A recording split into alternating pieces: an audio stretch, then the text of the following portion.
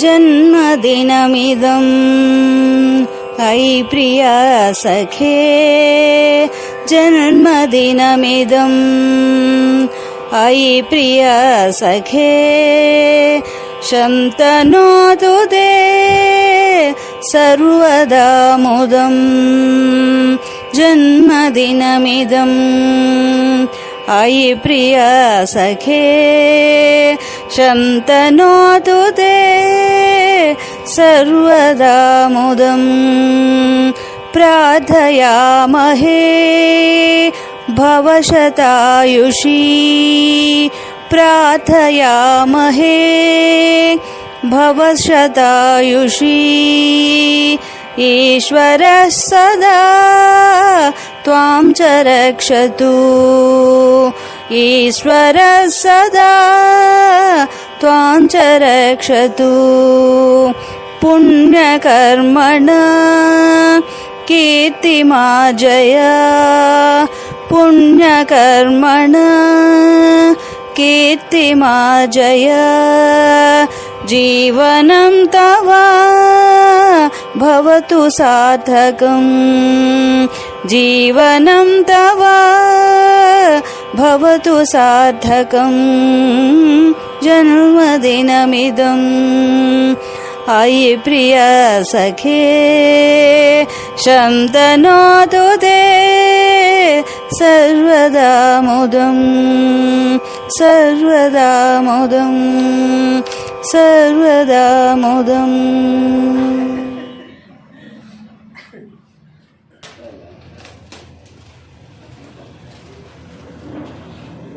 शतमानं भवति शतायुः पुरुषः शतेन्द्रियः आयुष्येवेन्द्रिय शतं जीव शरदो वर्धमान इत्यभिनिगमो भवति शतमिति शतं दीर्घमायुः मरुतयेना वर्धयन्ति शतमेनमेव शतात्मानं भवति शतमनन्तं भवति शतमैश्वर्यं भवति शतमिति शतं दीर्घमायुः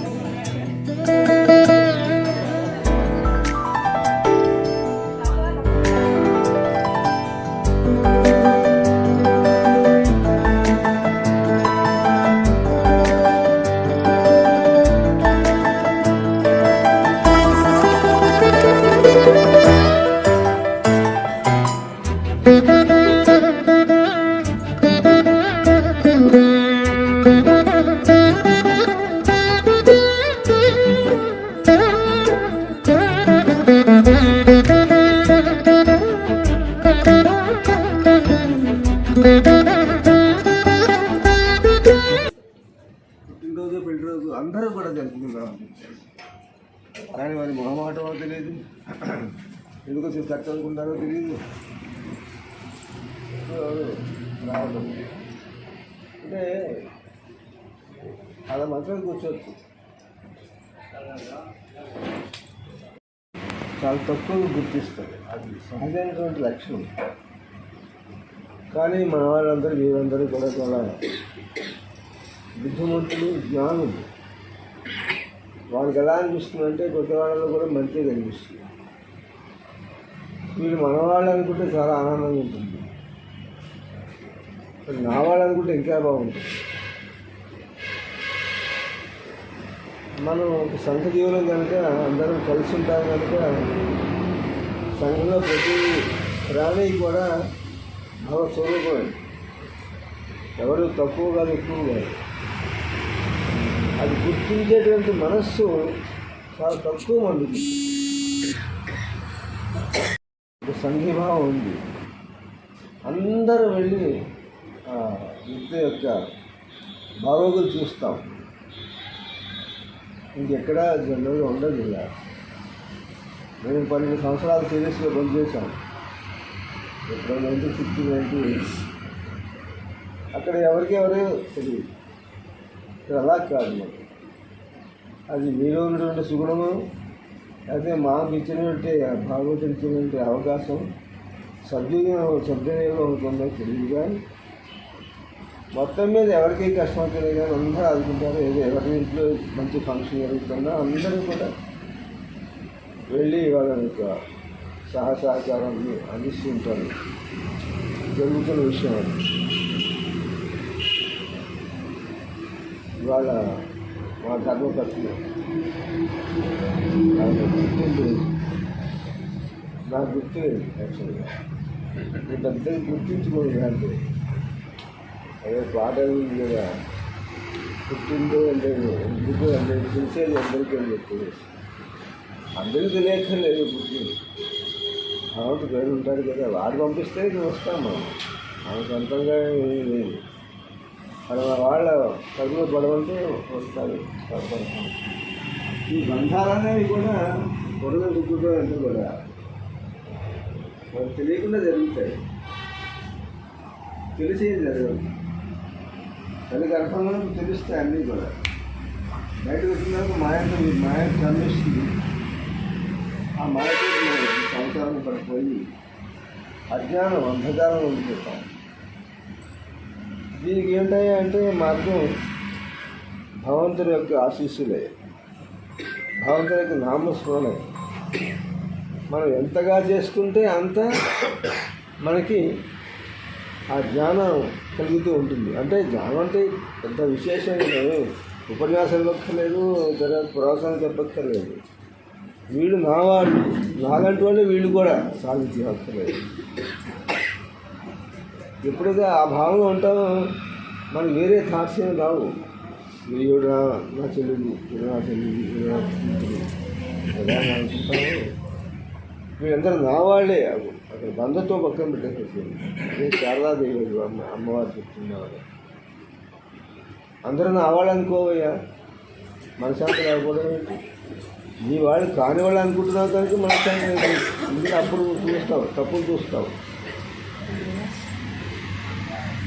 అంచేత నా వాళ్ళు అనుకుని చూడు, నీకు ఎంత హాయిగా ఉంటుందో.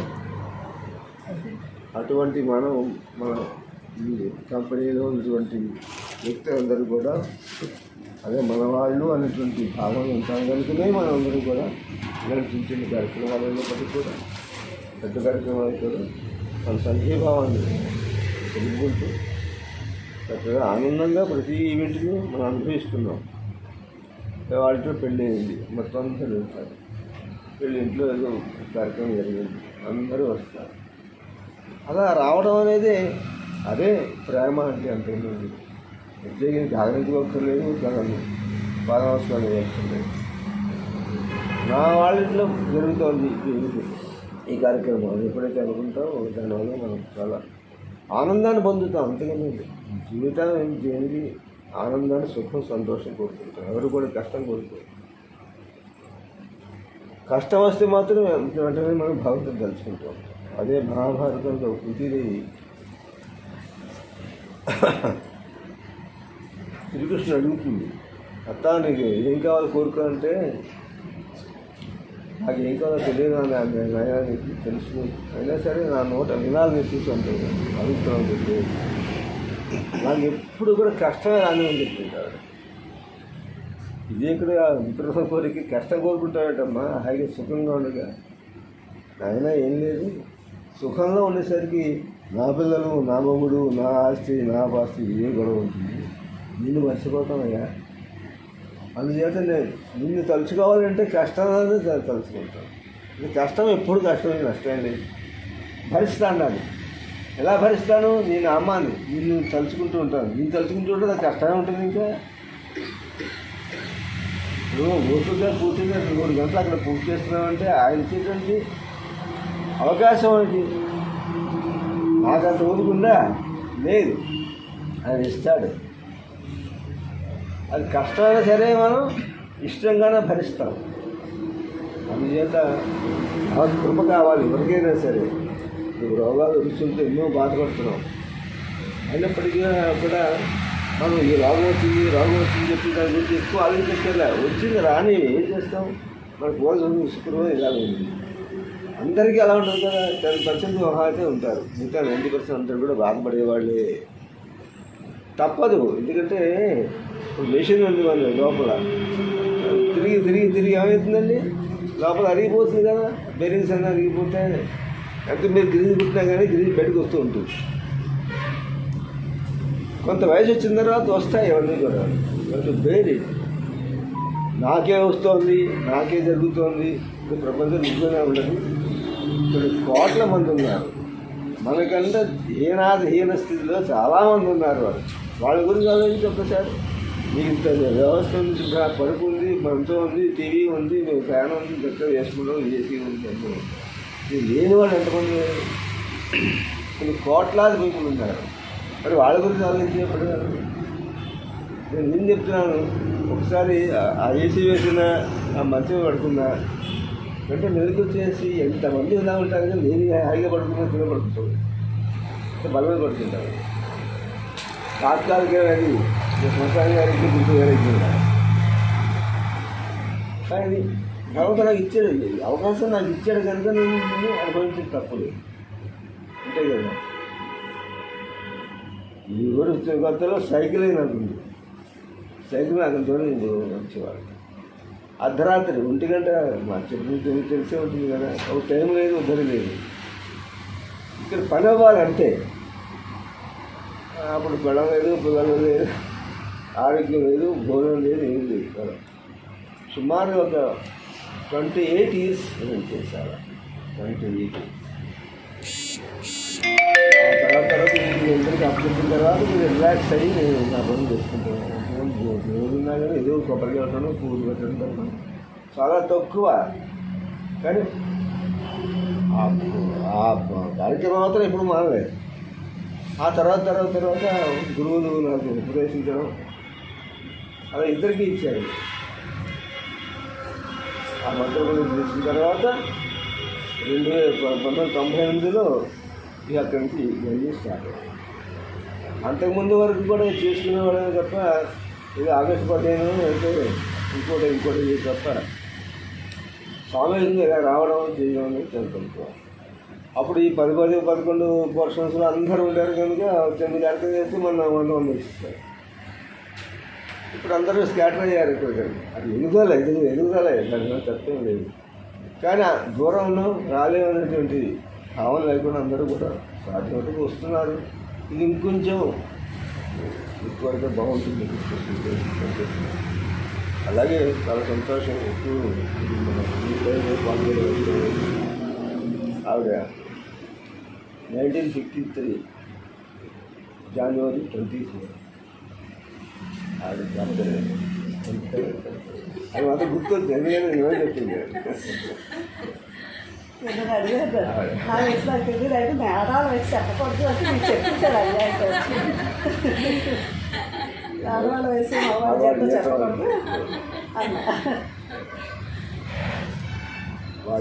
వాళ్ళ అమ్మగారు, మా నాన్నగారు వాళ్ళు కూడా 6 మంది. ఈ 3, 5, 4 తగ్గు కూర్చున్నారు. వీళ్ళు మా పెళ్ళికి వెళ్ళి కూడా చాలా గమ్మత్తు జరిగింది. ఆ చుట్టూ చేసి నేను నాకు ఒడిగి అయింది. అన్నవరం ఒడిగి. సరే తెల్లారిన 3కి వేసాను. అంతకుముందు రోజే మా అన్నయ్య గారికి వివాహం జరిగింది. వివాహం అయిన తర్వాత నా ఒడిగి వచ్చాను. ఆయన ఏమంటారు అసలు నేను తెల్లవారున చిన్న పంచి టవల్ కట్టుకొని వస్తున్నాడు అలాగా మామూలు చెంపు పట్టుకొని. మా మామగారు వాళ్ళ పెద్ద ఇంట్లో పెద్ద కొడుకు అక్కడ నిల్చున్నారు. అదే నిలిచి వాళ్ళని మామూలు వెళ్ళిపోయారు. అయితే తర్వాత తెల్లారాకి 6ంటికి 7ంటికి మా అక్కయ్య గారు వచ్చేసారు. సరే నీకు ఫలానా తోట సంబంధం వచ్చింది, నేను పెళ్లి చేసుకోను అని ఇంకా అప్పుడు నా జీవితం ఎంత అంటే 215 రూపాయలు. నాకే సాధన పరిస్థితుల్లో ఇంకో ప్రాణిని తీసుకొచ్చి మళ్ళీ ఇంకో ప్రాణిని తీసుకొస్తే ఇవన్నీ ఏదైతే భరించగలను నాకు గోలు. అదిగాక నాకు అసలు మొట్టమొదటి చెప్పులు పడడం పెళ్ళి అంటే ఇష్టం లేదు. ఎందుకు ఇష్టం లేదు అంటే నేను చెప్పలేదు. నా చిన్నప్పుడు బ్రాట పొలాడది నేను చూశాను. ఈ ఆడవాళ్ళ యొక్క కష్టాలు నష్టాలు అన్నీ చాలా అంటే మనకు చాలా పెద్ద ఫ్యామిలీ. 10 లక్షల నుండి 7 మంది వీళ్ళు కాక వీళ్ళు చుట్టాలు పక్కలు ఎప్పుడు మా ఇంట్లో చిన్న అక్కడ వెళ్తే 100 మంది వచ్చేవారు. 100 మంది వచ్చేవారు. వచ్చి 2 రోజులు ఉండేవారు. పెద్దనాడికి అంటే పెళ్ళిగారు పెళ్ళి చెప్పక్కర్లే 1 వీక్ 10 డేస్ ఎవరు వచ్చేసేసి ఆ తర్వాత కూడా 10 డేస్ ఉండేవారు. అంత ఆప్యాయత ఉండేది ఆ రోజుల్లో. మా అమ్మగారు ఎప్పుడు కూడా చిన్నగింతు మాకు తెలియదు అసలు అన్నం వండుకోవడం తెలియదు. పెద్ద గుండి ఉండేది, కుంచెల గుండి కదా అనేవారు. అలాగే ఆవిడ ఒక్కతే వార్చేది అండి. దాన్ని పట్టుకోవడానికే చాలా ఇబ్బంది. 15 కిలోలు బండి ఉంటుంది. ఇంతమందికి ఆవిడే వంట, ఎవరు సహాయం లేదు. అందరూ అంత చిన్న పిల్లలే. మా వదిన గారు కూడా చిన్నవాళ్ళే. అప్పుడు వాళ్ళు ఏం సహాయం చేస్తారు, కొత్తగా పోయిన వాళ్ళు ఏమి రమ్మంటారు. అప్పుడు ఇది చాదస్తంగా ఉండేది అంతా కూడా. మడి ఆచారం. ఆ తడిబట్టలతోటే స్నానం చేయాలి, వంట చేయాలి. ఆ తడిబట్టలు 6 లోపలనే ఆ భోజనాలు అయిపోవాలి. మా నాన్నగారు అయితే ఇంచుమించుగా 12-11 మధ్యాహ్నం అపరాహ్నంలో స్నానం మొదలెట్టేవారు. అయిన తర్వాత 3 సార్లు స్నానం చేసేవారు. 3 పూట్ల కూడా అర్ఘ్యం ఇచ్చేవారు. 3 పూట్ల కూడా గాయత్రి చేసేవారు, ఉపాసన చేసేవారు. ఆయన సూర్యోపాసన చాలా గొప్పగా చేసేవారు. ఆయన ఆ సూర్యోపాసన చేస్తుంటే అలా నుంచి ఇలా ఊడిపోయారు. మేము పడిపోతారు అనుకునేవారు. అంతటి ఉపాసన ఆయన. 11 ఒంటి గంట వరకు ఉపాసన. మాకేమో కడుపులో ఏదో కలిగించేది. చచ్చేవాడు. ఆకలి ఏం తట్టుకుంటాం. మా అమ్మగారు ఏం చేసేవాడంటే తెలియదుగా కొంచెం ఇంకోటి పడేసి మళ్ళీ మన అందరూ తెలియకుండా పక్కన పెట్టేసి మేమందరం కూర్చొని భక్తులు చేసాం. మన అందరూ ఏమవుతున్నారు పాపం కూర్చోవడం పెట్టు ఏం పెట్టు 5 అది ఆ తల్లి మనసు అంటే అందుకే అమ్మాయి అది పిచ్చి. అందులో అందరూ వెళ్ళిపోయారు. మంచిగా పెళ్ళిళ్ళు చేసుకుని ఉద్యోగాలు చేసి వెళ్ళిపోయారు. ఇంక నేను మా అమ్మతో బాగా ఇంటరాక్ట్ చేయను. ఆవిడ ఎప్పుడు 10 పడుకునేవారు, 11 మళ్ళీ సరిగ్గా 2:30 ఇచ్చేవారు. అదే నాకు అలా 6 వచ్చేస్తాను. ఆ 3 నుంచి మా ఇల్లు పెద్ద ఇల్లు ఉన్నమాట. అంటే యాక్చువల్గా ఆవిడ పుట్టినది నా గొడవ చెబుతున్నాను. 32 గదులు, 32 గదులు ఉంది మా ఇల్లు.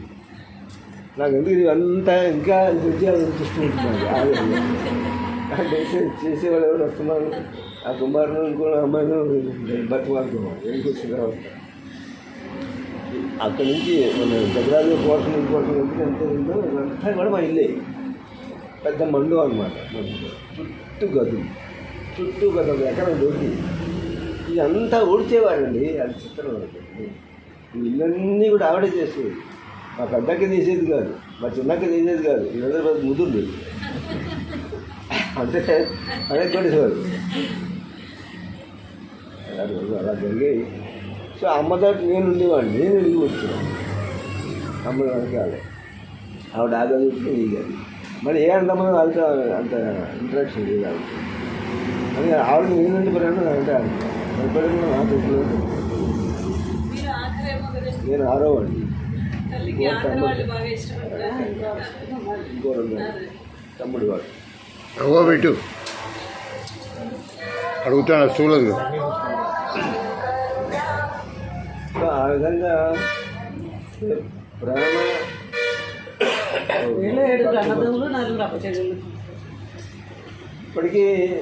ఇప్పటికీ మా నాన్నగారు అమ్మగారు ఆర్థిక వస్తే అందరూ కలుస్తాం. కానీ ఇప్పుడు అంత కేటరింగ్ గత అందరూ విడిపోయారు, ఎవరు లేరు, చనిపోయారు. ఇల్లు అందరూ విడిపోయారు, చాలా తక్కువ. అవన్నీ తలుచుకుంటూ ఉంటే ఇలాంటి ఈవెంట్ మీరు ఇచ్చినప్పుడు నాకు చాలా ఉద్యోగం వస్తుంది. ఒకప్పుడు ఇలా బతికేం కదా, పోలే మన వాళ్ళందరూ వస్తున్నారు అని చెప్పి ఒక సంతృప్తి. అంచేత నా చిన్నతనం రోజులు మనం గడిచిన రోజులన్నీ కూడా మిమ్మల్ని దృష్టి గుర్తొస్తాయి కానీ మేము నిలబెడతా వస్తాం.